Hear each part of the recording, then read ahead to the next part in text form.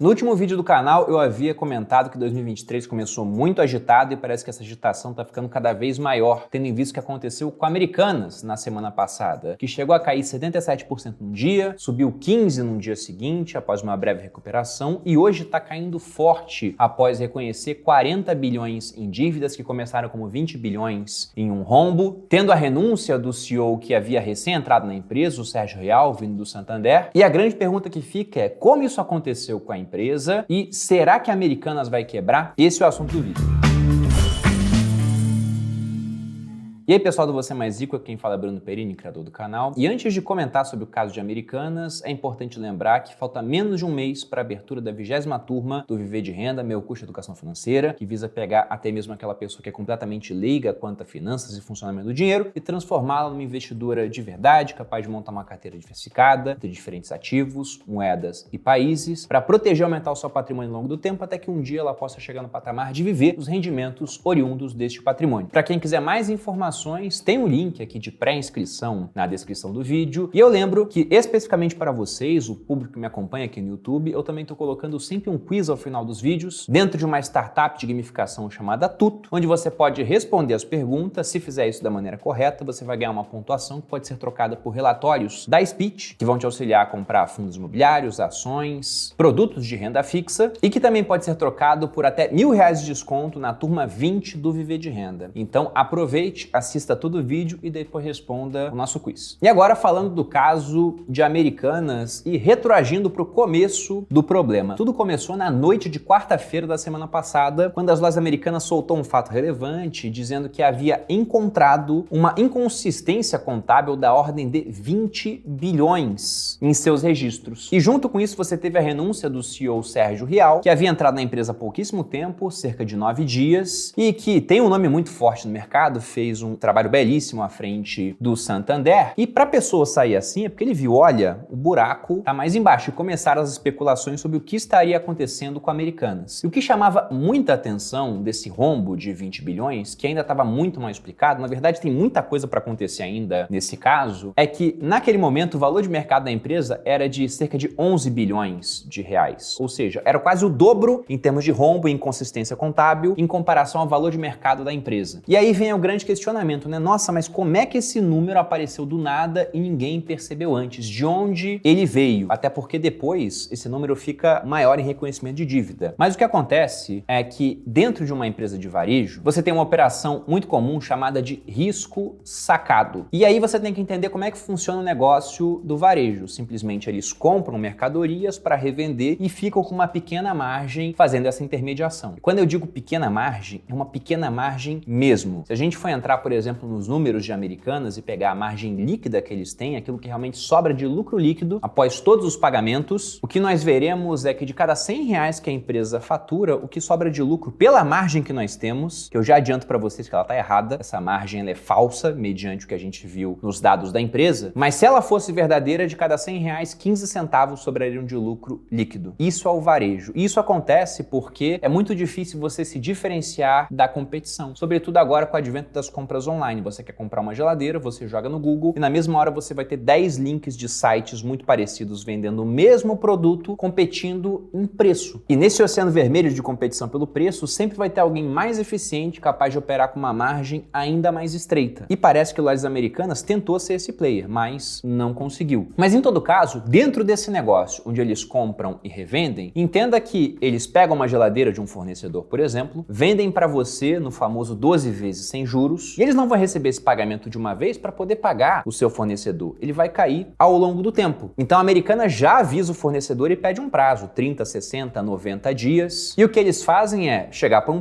banco mais colado na empresa e falar: banco, me adianta esse dinheiro, eu pago o fornecedor e eu passo a dever para você. Lógico que eles tentam negociar com o fornecedor falando: ó, se eu vou te pagar antes, então vou te pagar com um certo desconto, e tentam também obter esse crédito com o banco a juros mais baixos. Mas essa operação ela acontece no varejo. É normal normal, né? Como eu disse, é uma operação de risco sacado. As empresas todas fazem. O ponto é que a Americanas, ela registrava isso errado dentro da sua contabilidade. E aí começa o problema, porque entenda que antes a Americanas devia para os fornecedores, ela pega o dinheiro com os bancos, não deve mais aos fornecedores e passa a dever aos bancos. E essa parte dentro da contabilidade da empresa teria que sair de fornecedores e entrar como um empréstimo. E sobre empréstimos você tem a cobrança de juros. Isso entraria como uma despesa financeira no final do DRE de Americanas. E não era o que eles faziam. Na verdade, eles colocavam esse pagamento de juros como um pagamento feito aos fornecedores e abatiam do valor que era devido, deixando a empresa no final com uma despesa financeira artificialmente baixa e com as dívidas com fornecedores cada vez mais baixas à medida que eles pagavam esses juros. Mas uma situação que não era real. E o questionamento é: há quanto tempo isso já acontecia na empresa? No momento que eu gravo esse vídeo, não está claro ainda há quanto tempo, mas já tinha alguns anos em que isso estava acontecendo e acumulando essas falsas demonstrações. De modo que muito provavelmente você que comprou Americanas apoiado em certas premissas e em números que você viu, teria que rever sua decisão e sob outra condição de preço totalmente diferente e, na verdade, sem saber quais são os números corretos para decidir se deve ou não ficar investido na empresa. E aqui eu já aproveito para falar principalmente com o público iniciante, porque desde a semana passada eu conversei com muita gente, já que o assunto no mercado financeiro foi a questão de Americanas, como isso aconteceu, qual seria o futuro da empresa, e eu não vi nenhum investidor com mais tempo de mercado e nenhum analista com quem eu conversei falando, tá na hora de comprar. Mas a pergunta que eu mais recebi de iniciantes no Instagram ao longo dessa semana foi: Americanas é uma oportunidade? O pessoal fica com a mão coçando quando começa a ver uma ação caindo 80%, pensando, não dá pra cair mais do que isso, já caiu 80%, só que dá. O negócio podia custar R$10, que é 80, custa 2, aí pode cair 80 de novo, aí vai custar 40, e quando custa 40 centavos pode cair 80 de novo, e vai fazendo isso. Pra quem conhece criptomoeda sabe que não tem limite pra esse tipo de queda, então você pode ver realmente todo o seu capital sumir no final das contas. De modo que, já respondendo uma pergunta que vai aparecer aqui nos comentários, eu não estou comprando Americanas e não pretendo comprar, e felizmente eu não tinha nenhuma exposição a Americanas direta. Indireta eu tinha por conta de um fundo imobiliário de galpão logístico que alugava para lojas Americanas. Na verdade, aluga ainda. E vamos ver o que vai acontecer. Mas isso é assunto para o próximo episódio do Viver Difícil. Mas voltando a essa questão dos números, se a gente pega essa contabilidade criativa feita pela empresa e soma o resultado ao longo do tempo, o que nós teríamos seria esse rombo de 20 bilhões. E a empresa, depois que constatou isso, com vários credores ficando desesperados e pensando em pedir a execução da dívida antes, porque entenda o seguinte, né? Várias empresas têm dívidas. Você, pessoa física, muito provavelmente deve ter dívida também, principalmente para quem está chegando no canal aqui de paraquedas. Quem acompanha mais tempo, talvez não tenha. E se você tem um financiamento imobiliário de uma casa que você comprou por 1 milhão, se você está pagando o financiamento em dia, não tem problema. Mas imagine que esse pessoal que fez o financiamento para você tivesse lá uma cláusula onde eles pudessem exigir de uma vez o pagamento dessa dívida. Certamente você iria quebrar nesse processo. E é exatamente o que acontece com os debenturistas de Americanas. Vendo o que estava acontecendo, eles podiam pedir o pagamento da dívida de forma adiantada, o que de fato iria quebrar a empresa. Então, o que a Americanas pretende fazer é pedir uma recuperação judicial para evitar essa cobrança das dívidas e poder se reestruturar. Ou tentar, pelo menos, né? Já que uma recuperação judicial não é uma garantia de que a empresa vai voltar a ser lucrativa, a ter uma boa operação. Várias empresas entram em recuperação judicial e no final quebram do mesmo jeito e encerram as operações. E quando uma empresa entra num desses cenários de ter que pedir uma recuperação judicial, geralmente os credores interessados em receber a parte deles e vendo que se a empresa quebrar naquele momento também não conseguiria pagar o todo, eles cedem, eles tentam ajudar. Só que o problema é que o indicador de dívida líquida por EBITDA da empresa, ele já era ruim, estava acima de 2 vezes. O EBITDA em si não é afetado pelo que a gente está vendo acontecer, já que o EBITDA é simplesmente a receita operacional que a empresa tem fazendo o que ela faz. Não entra essa parte de pagamento de empréstimo, de juros, isso não impactaria o EBITDA. Só que essa dívida ela foi muito mais pro alto. E o que esse pessoal que tem dívida de Americana quer é um empenho dos controladores em falar, olha, vamos colocar mais dinheiro na empresa. Os controladores são alguns dos homens mais ricos do Brasil, extremamente bem-sucedidos no que eles fizeram, desde a época do Banco Garantia até, por exemplo, a Ambev. Tô falando de um triunvirato muito conhecido, principalmente para quem já leu o livro Sonho Grande, que é o Jorge Paulo Lemann, o Beto Sicupira e o Marcel Telles. E esse pessoal já sinalizou que eles querem fazer um aumento de capital em lojas Americanas, injetando cerca de 6 bilhões de reais na empresa. Esse aumento seria feito via uma subscrição, ou seja, a empresa vai emitir novas ações para que eles possam comprar, o dinheiro vai para o caixa da empresa para que ela possa tocar essa iniciativa de reestruturação. Mas o ponto é que o mercado queria mais dinheiro, entre 10 a 15 bilhões, porque eles enxergam que esse é um valor mais adequado para equacionar a situação de lojas Americanas. E aí mais um ponto para você que está pensando em comprar as ações ou ainda tem. Com esse aumento de capital, capital, quem tem as ações seria altamente diluído. E por que isso iria acontecer? Vamos pegar o número de ações que as americanas têm hoje com o valor de mercado que elas têm no momento que eu gravo esse vídeo. Olhando aqui no Status Invest, o número total de papéis que a empresa tem hoje é de 902.529.503 papéis. E hoje o valor de mercado da empresa está em 1,7 bilhão. Ela até tem bastante dinheiro em caixa aqui, cerca de 6 bilhões em disponibilidade, mas muito pouco comparado ao tamanho da dívida que ela tem e a credores querendo receber a parte deles neste momento. Então, em um aumento de capital, o que aconteceria? Nós teríamos mais papéis emitidos para que esses controladores possam comprar e injetar os 6 bilhões na empresa. Quantos papéis teriam que ser emitidos? Pensando que esse aumento de capital iria acontecer com um preço parecido com o preço que a gente tem agora, e no momento esse preço é de 1,93, é uma queda de 38% só hoje, o que deixa a empresa com 93% de queda ao longo dos últimos 12 meses e quase 80% só nesse mês. Mas com esse preço, eu vou arredondar para R$2 para ficar mais fácil, a gente teria que ter 3 bilhões de ações emitidas. A empresa hoje tem um pouco menos do que 1 bilhão de ações. Então veja que se você tem 1.000 ações, você era dono de 1.000 ações de uma empresa que tem 1 bilhão. Se você não participa desse aumento de capital, você continua dono de 1.000 ações, mas para uma empresa que agora tem 4 bilhões de papéis. Um antigo, mas esses 3 bilhões novos que foram emitidos para que o dinheiro pudesse ser injetado na companhia. E esse é um outro ponto pelo qual eu enxergo que não vale a pena comprar Americanas agora. Por uma série de motivos, como a gente está vendo aqui ao longo do vídeo, não sabemos as informações corretas, provavelmente quem está comprado agora vai ser altamente diluído, a não ser que coloque dinheiro nessa subscrição também. E o ponto de que isso pode continuar caindo ainda mais, porque muita coisa vai ter que ser revista na empresa. A gente não tem nenhum tipo de visibilidade sobre os números passados em questão de lucro, para saber o quanto realmente a operação é lucrativa no final das contas. Pegando um tweet aqui do Pepa, lá da Nova Futura, ele escreve: desde 2006 a Americanas teve 6 anos de lucros e 11 de prejuízos, acumulando 2,7 bilhões negativos sem correção. E esse resultado ainda está inflado pela dívida de 20 bilhões, que em tese deveria ser somada a esse prejuízo, que saltaria para 22,7. Depois da injeção de capital, se houver, provavelmente vai haver uma injeção. De quanto ainda está em discussão. Como ficará o fluxo de resultados? A empresa, em meio à concorrência e uma economia fraca, conseguirá virar o prejuízo para lucro? De quanto? Fica a interrogação. A empresa é realmente viável economicamente? Esse é um ponto interessante, porque varejo realmente tem uma operação muito complicada, margens muito apertadas. E aí, de maneira anedótica, mas eu entendo que o anedótico ele pode servir em termos didáticos para a gente perceber certas coisas, eu fiz uma conta lá no meu Instagram. Alguém tinha mandado para mim: Bruno, quantos chocolates Americanas tem que vender para conseguir pagar essa dívida de 40 bilhões? E aí eu não tenho a margem em si da venda do chocolate, até porque a Americanas vende muito mais produtos além do chocolate. Embora a minha compra lá seja aquela promoção de 3 barras por R$12, R$14, que antes era 3 barras por R$10. Muita gente até brincou que é por isso e pelas promoções de Kit Kat que tá quebrando, porque não tinha como fazer esse tipo de coisa. Mas em todo caso, pegando a margem líquida da empresa em 0,15, que é uma margem falsa, porque nós tínhamos uma despesa financeira que não estava aparecendo dentro dos números de Americanas. Mas com essa margem de 0,15, a empresa tem que ter um faturamento cuja margem de 0,15 pudesse pagar esses 40 bilhões em dívidas. Lembrando que essa dívida também vai sendo reajustada ao longo do tempo. Fazendo essa conta anedótica, a gente chegaria no valor de 26 trilhões, 666 bilhões, 666 milhões, 666.666 reais e 67 centavos. Ou seja, uma montanha de dinheiro gigantesca. Eu digo que esse exemplo é anedótico porque não dá para se faturar tanto assim. Apenas para efeito de comparação, o PIB do Brasil fica na casa de uns 8 trilhões de reais. Então isso aqui é Americanas vender 3 vezes o PIB do Brasil. E além disso, se ela conseguisse esse feito inimaginável para a situação da empresa, essa margem também começaria a aumentar. O custo fixo ficaria cada vez mais diluído dentro desses números muito grandes. Mas isso mostra o tamanho do buraco no qual a Americanas se enfiou em um negócio de margens muito baixas e do qual vai ser muito difícil de sair. Sendo que esse buraco ainda pode ter gente cavando mais, pode aparecer muito mais coisa de ruim na empresa. Então o recado que fica para vocês é, novamente, não tente pegar essa faca caindo. Vai ter gente que vai ter lucro nessa operação, porque vai comprar num dia que caiu muito, vai pegar uma subida e chegou a subir quase 50% no dia seguinte, para depois fechar em 15%. Vai ter pessoal fazendo operações de curto prazo, principalmente, que vai ganhar dinheiro, mas também é um risco bem relevante de que você veja essas ações caírem ainda mais, ou até depois de um tempo o preço fique estabilizado, mas você seja muito diluído por conta da emissão de novas ações. E não há sentido em se enfiar em um papel de baixa qualidade desse, sem visibilidade dos números, sendo que há muita coisa boa e barata em bolsa, várias empresas participando de nichos muito mais lucrativos historicamente, sob a subavaliadas em comparação com seu valor patrimonial, com taxas de retorno sobre o capital investido muito boas, taxas de retorno sobre o patrimônio líquido também muito boas, pagando dividendos altos, às vezes de 2 dígitos, com baita poder de remarcação de preços. Então, com tanta coisa boa e barata, para que comprar um papel desses? Eu fico me perguntando. E para você que estava comprado, aí a questão é muito mais complicada. Como dizia Sêneca, no meio da adversidade é tarde demais para ser cauteloso. Infelizmente, você foi guiado por informações erradas no final das contas. Houve fraude na empresa. Até por isso, a gente deve ver vários processos de investidores contra a empresa no final das contas, porque eles foram lesados. Eles compraram por um motivo que não era o verdadeiro. E eu só espero que o pessoal que estava comprado Americanas e que talvez ainda esteja, tenha feito isso de uma maneira não muito concentrada, ou seja, tivesse usado diversificação na sua carteira de ações. Porque ter um percentual relevante do seu patrimônio comprado nessa empresa provavelmente vai gerar uma perda de capital difícil de ser recuperada. Porque considerando que a empresa está caindo aí cerca de 80% no último mês, só para que ela volte ao patamar inicial, você recupere o seu dinheiro investido a ponto de poder vender sem perder nada, você precisaria de uma subida de 400%. E para quem se impressiona com esse número, é apenas matemática. Se você investiu R$100 e caiu 50%, agora você tem 50. Para os 50 voltar a ser 100, tem que subir 100%. Se você investiu os mesmos R$100 e caiu 80%, agora você tem 20. Para os 20 voltarem a ser 100, tem que subir 400%. E eu não digo que é impossível esse tipo de coisa acontecer. Empresas do varejo, justamente por conta de margens apertadas, quando começa a aumentar mais essa margem, pode ter grandes apreciações, mas, tendo em vista a situação atual da empresa, eu acho que é bem difícil. Inclusive, comente aqui se você era investidor de Americanas, se não era investidor, por que não era, o que está achando de toda essa situação. E para fechar o vídeo, vamos pensar que o efeito que está acontecendo na Americanas não fica só restrito às ações da empresa. Como eu já disse para vocês adiantando, em um próximo Viver de FIIs, eu tive um fundo imobiliário que foi impactado por essa questão de Americanas, já que é um fundo de galpões logísticos e eles são um dos locatários. Mas você tem também outros setores expostos, como por exemplo o setor bancário. Inclusive a gente tem agora o início de uma briga entre gigantes, porque o BTG, junto com outros bancos, estão entrando na justiça contra uma decisão que suspende a cobrança de dívidas de Americanas. O BTG, por exemplo, tem 1,9 bilhão de créditos a receber da varejista. E considerando que eles têm 6 bilhões de disponibilidades, eles falam, olha, a gente quer receber isso agora. Então vai ficar essa batalha, até ver se vai ser recuperação judicial ou não, mais investigação para ver como que isso passou despercebido durante tanto tempo. Uma pergunta que fica é, será que as auditorias não conseguiriam pegar esse número? Quem sabia disso ou não? Se houve, por exemplo, venda por parte do pessoal que trabalhava na empresa, do C-Level, das ações antes que essa informação viesse a público? Se houve vazamento de informação privilegiada? Então tem muita água para passar embaixo dessa ponte ainda. Mas felizmente eu acompanho de fora, levemente exposto apenas, porque de exposição mesmo eu tinha esse fundo imobiliário que caiu bem pouco, porque também tem uma carteira diversificada, e dentro da Previdência Arca-Grão, alguns fundos de renda fixa, que também tinha uma carteira muito diversificada, tinha uma pequena exposição à dívida das lojas americanas. Mas no final o impacto foi muito, muito leve por conta da diversificação do portfólio em si. Então felizmente eu assisto de fora, só acompanhando e tentando tirar aprendizados para que num próximo episódio desses, que vai acontecer um dia, eu também não esteja envolvido. E talvez o maior aprendizado seja aquele que o Barsi sempre repete, né? De que varejo, uma hora vai dar problema, que todas vão quebrar e por isso ele fica de fora. Tendo a concordar cada vez mais com ele nesse ponto. E é isso, pessoal. Eu vou ficando por aqui. Espero que tenha gostado do vídeo. Se gostou, dê seu like, compartilhe com amigos, se inscreva aqui no Você Mais Rico e responda o quiz para que você possa acumular pontos e trocar por benefícios, relatórios ou até R$1.000 de desconto na próxima turma do Viver de Renda, que vai abrir no dia 13 de fevereiro. Um grande abraço e até a próxima.